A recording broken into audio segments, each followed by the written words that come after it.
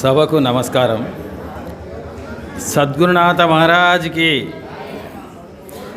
సభకు ఆసీనులైన పెద్దలు, గురువులు, పూజ్యతుల్యులు మరియు సభ ముందున్న గురుపుత్రులు, గురువులు అందరికీ నా ద్వాదశి నమస్కారాలు.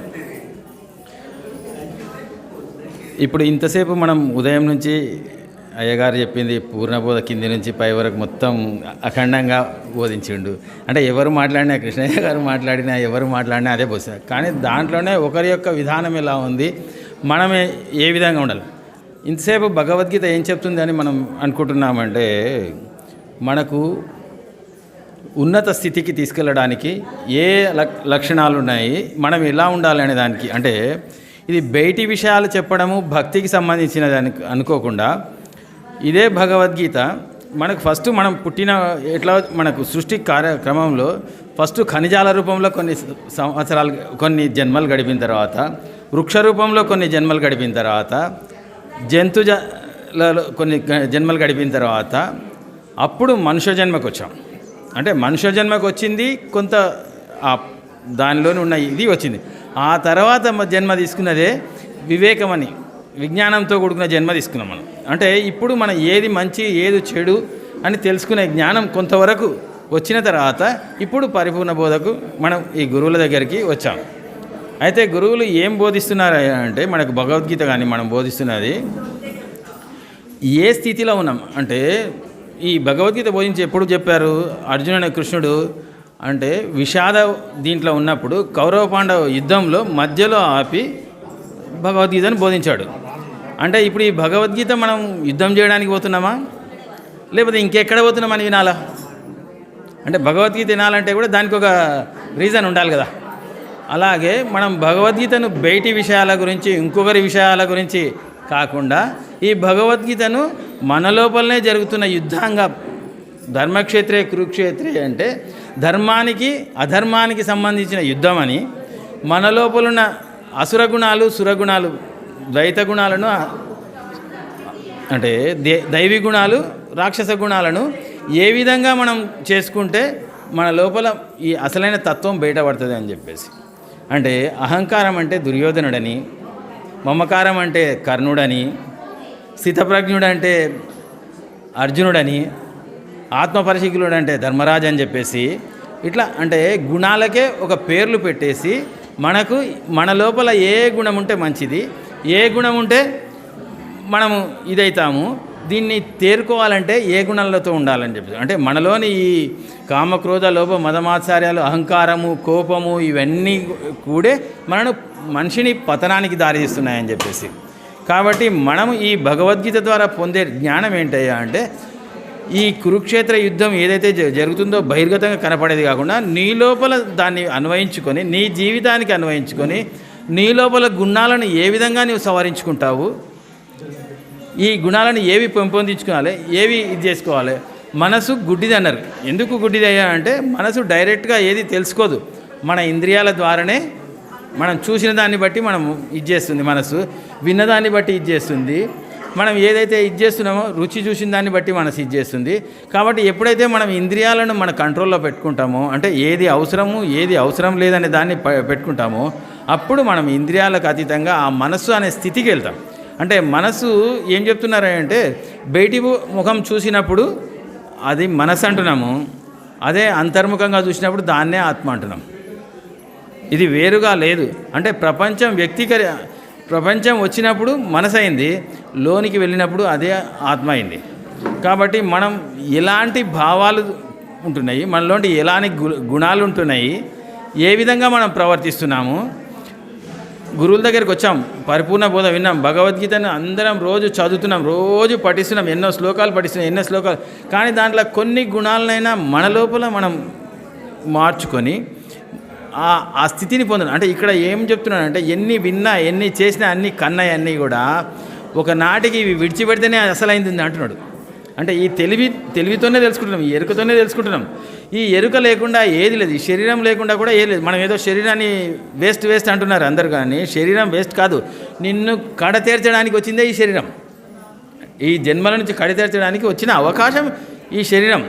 కాబట్టి ఈ శరీరాన్ని సద్వినియోగం చేసుకొని మనం ఉన్నన్ని రోజులు మనకి ఏ రోజు పోతామో ఏ రోజు ఉంటాం అనేది కూడా మనకు లేదు, ఎక్కడా లేదు ఎన్ని రోజులు ఉంటామని చెప్పేసి. కాబట్టి అసలు విషయాన్ని మనం ఉదాహరణకు ఇప్పుడు నాకు ఒక ఉద్యోగం, ఇన్ని రోజులు నేను ఉద్యోగం చేశాను. ఉద్యోగం చేసినప్పుడు నాకేంటి బాధ్యత అంటే ఈ ఉద్యోగం వల్లనే నా కుటుంబం బతుకుతుంది, ఈ ఉద్యోగాన్ని సక్రమంగా నిర్వర్తిస్తేనే నా అంటే నా పిల్లల పోషణ కానీ నా కుటుంబం కానీ నడుస్తుంది. అలాగే ఈ ధర్మం ఏంటి మనకు చెప్తుంది, ఈ కుటుంబ పోషణ ప్లస్ ఈ శరీర ధర్మాలు ఏంటో సక్రమంగా నిర్వర్తించినప్పుడే నిజతత్వాన్ని తెలుసుకోవడానికి ఉంటుంది. ఎప్పుడూ కూడా మనము తెలుసుకుంటే పోతిమి అంటే మాత్రం ఎక్కడా కూడా ఉండదు. దాన్ని నీకు అన్వయించుకొని ఆ తత్వాన్ని నీ లోపల జీర్ణించుకొని ఆ తత్వంగా నీవు ఉండగలిగితేనే. ఇక్కడ గురుస్వరూపం అంటే ఏమంటున్నాము, అందరి లోపల ఉన్నది ఆ పరమాత్మ అంటున్నాం. మనం ఎంతమందిని పరమాత్మకు చూస్తున్నాం, ఎంతమందిని ఏ విధంగా ఉంటున్నాం, మన ఇంట్లో కానీ పక్క వాళ్ళతో కానీ. మన ఇంట్లో ఇప్పుడు పెద్ద మనుషులు ఉన్నారు, కోడలను ఎట్లా చూస్తున్నారు, కోడలు అత్తని ఎట్లా చూస్తున్నది, ఇంట్లో మామను ఎలా చూస్తున్నాము, మన ఇంటి పరిసరాల పక్కన ఉన్న వాళ్ళని ఎలా చూస్తున్నాము. అంటే ఇక్కడ పరిపూర్ణుడు అంటే పరిపూర్ణ అంటే ఎక్కడ ఉంది అంటే ఎక్కడ లేదు, నీ లోపల ఉన్నది బయట కూడా ఉన్నదని. అంటే చెప్పింది నీవు పరిపూర్ణం అని ఎక్కడ చెప్తున్నాము మనము, నీ తెలివిని విడిచిపెడితే ఉన్నదే పరిపూర్ణం అని చెప్తున్నాం. అదే అంటే ఇప్పుడు తెలివి ఉన్నదాన్ని మనం పరమాత్మ అంటున్నాము, ఆ తెలివిని అవతలది కేవలాత్మ అని, దాన్ని పరిపూర్ణం అని చెప్తున్నాం. అంటే ఎప్పుడైతే ఈ తెలివిని విడిచిపెడుతున్నావో అప్పుడు ఉన్నది నీవు. అంటే నీవు తెలుసుకున్న వాడవైనప్పుడు ఎదుటివానిలో కూడా అది ఉన్నట్టు లెక్కనా కాదా? తెలుసుకున్న లోపల ఏమైనా ఉండదా, పరిపూర్ణం ఉండదా? తెలుసుకున్న లోపల పరమాత్మ ఉండడా? వానికి తెలియదు, వాడు ఏ విధంగా ప్రవర్తించినా నష్టం లేదు. కానీ తెలుసుకున్న వాళ్ళము మనం పద్ధతులు సరిగా పాటించకపోతే ఎదుటివాడు కూడా మనం చూసి హేళన చేస్తాడు. ఏంటయ్యా వీరు గురువులు అంటున్నారు, లేదా శిష్యులు అంటున్నారు, వీళ్ళు చేసే పద్ధతి ఇలాగుంది, వీళ్ళని చూసి ఇంకోటి ఎట్లా నేర్చుకుంటాడు. ఇంటి పెద్ద ఎలా చేస్తే ఇంట్లో ఉండే కొడుకులు కానీ భార్య కానీ అందరూ కూడా ఆ విధంగా నడవడానికి ఆస్కారం ఉంటుంది. ఇంటి పెద్దనే రోజు 4 అబద్ధాలు చెప్పుకుంటా, 4 మోసం చేసుకుంటా ఉంటే పిల్లలకి ఏ బుద్ధులు వస్తాయి? కాబట్టి మనం ఎప్పుడైతే దీన్ని తెలుసుకున్నామో ఒక పెద్దరికం వచ్చింది. బ్రహ్మతత్వం, పరమాత్మతత్వం, పరిపూర్ణుడు అనేది తెలుసుకున్నాం. తెలుసుకున్న తర్వాత మన గుణగణాలు ఎలా ఉండాలి, ఇంతకుముందు గుణాలకి ఇప్పుడు ఒకటే ఉంటే ఇక బోధ తీసుకునడం అవసరమేముంది, బోధకు వచ్చిన ఉపయోగమేముంది? అంటే మన ఉండే ఊర్లో మన ఇంటి పక్కల ప్రతి ఒక్కడు కూడా మనకు బోధ తీసుకోకముందు ఎలా ఉన్నాం, మనం బోధ తీసుకున్నాక ఎలా ఉన్నాం, ఎదుటివాడు గుర్తించాలి. మనం చెప్పుకోవడం కాదు నేను బుద్ధిమంతుని అని చెప్పేసి. ఎవరమైనా కూడా ఇక్కడ ఆత్మపరిశీలన ముఖ్యం.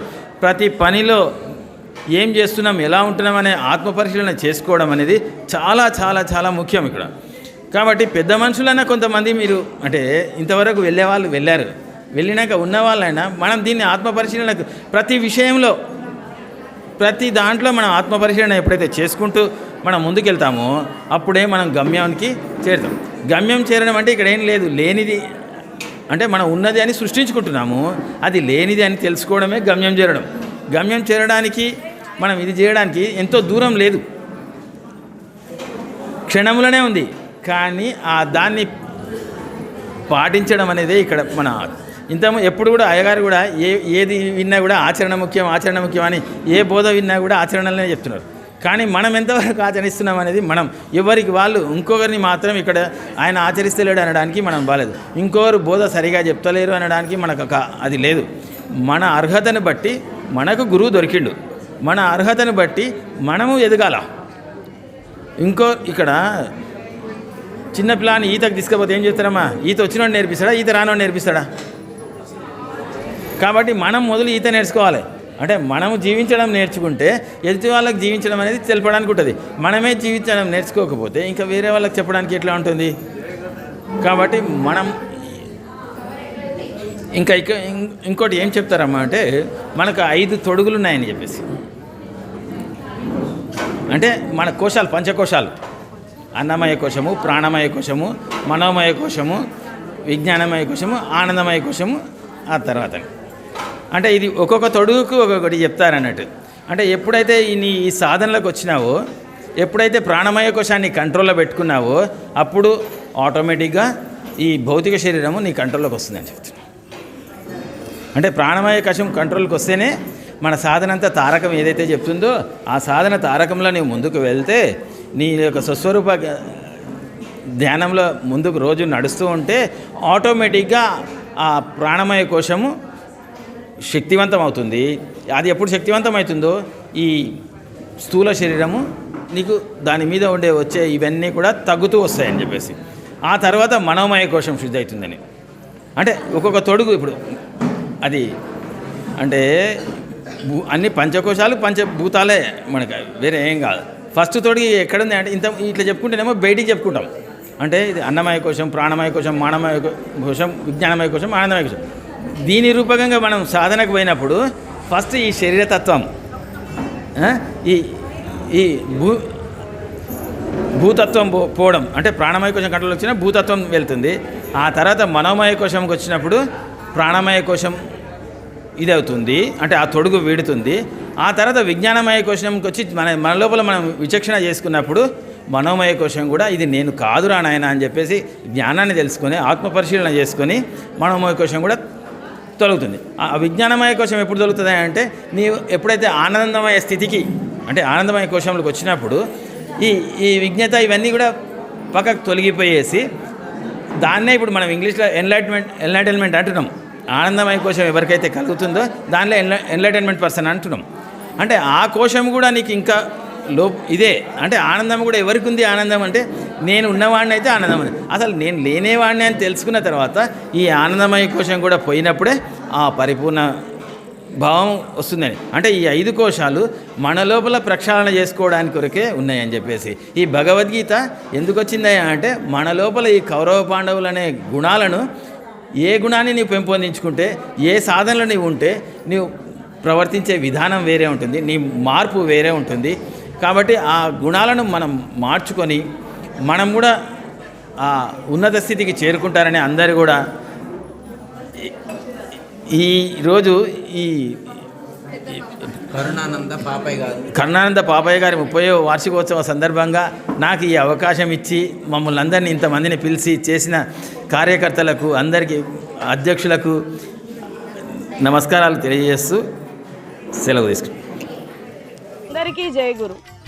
మరిన్ని ఆధ్యాత్మిక రహస్యాల కోసం అచల బోధ, ఆత్మబోధ, భగవద్గీత, అలాగే పండుగల్లో దాగిన అర్థాలు, అంతరార్థాల కోసం మరియు యోగము, ధ్యానము మొదలైన అనేక ఆధ్యాత్మిక తెలుగు ప్రవచనాల కోసం క్రింద ఉన్నటువంటి రెడ్ కలర్ సబ్స్క్రైబ్ బటన్ను క్లిక్ చేయండి.